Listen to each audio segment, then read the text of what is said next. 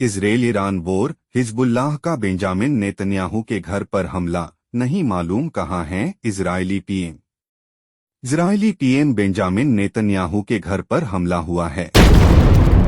अभी तक ये खबर नहीं मिली है कि पीएम कहाँ हैं या फिर सुरक्षित हैं या नहीं। इजरायल के पीएम नेतन्याहू के घर पर हमले की खबर है।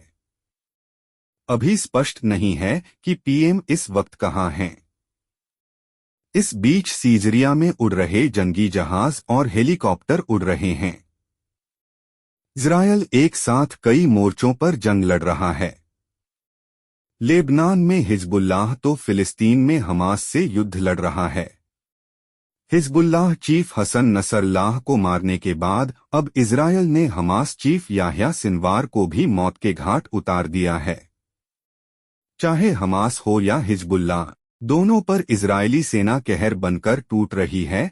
लेबनान से लेकर गाजा तक हवाई हमलों के साथ साथ इजरायली सेना जमीनी आक्रमण भी कर रही है। हमास चीफ याह्या सिनवार जमीनी अटैक में ही मारा गया है।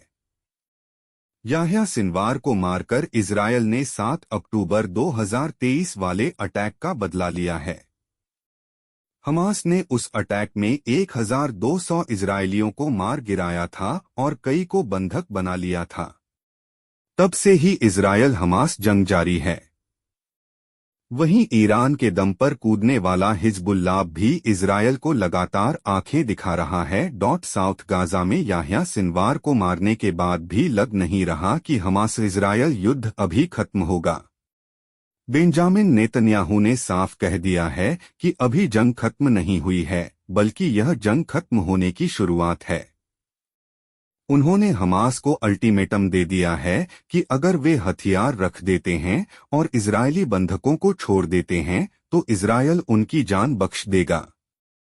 बता दें कि गाजा में 7 अक्टूबर 2023 के हमास हमलों के बाद से इजरायल ने लाशें बिछा दी हैं। इजरायल के हमले में करीब 42,000 से अधिक फिलिस्तीनी मारे गए हैं। इनमें हमास के लड़ाके भी शामिल हैं।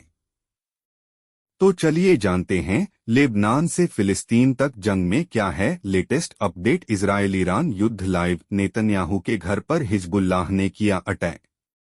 इजरायल ईरान युद्ध लाइव। सऊदी अरब के अलहदत की एक रिपोर्ट के अनुसार आज सुबह लेबनान से इजरायल पर दागे गए ड्रोन में से एक ने तटीय शहर कैसरिया में प्रधानमंत्री बेंजामिन नेतन्याहू के प्राइवेट घर को निशाना बनाया।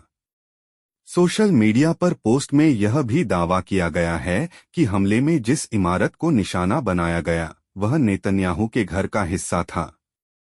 हमले में किसी के घायल होने की खबर नहीं है और यह स्पष्ट नहीं है कि उस समय प्रधान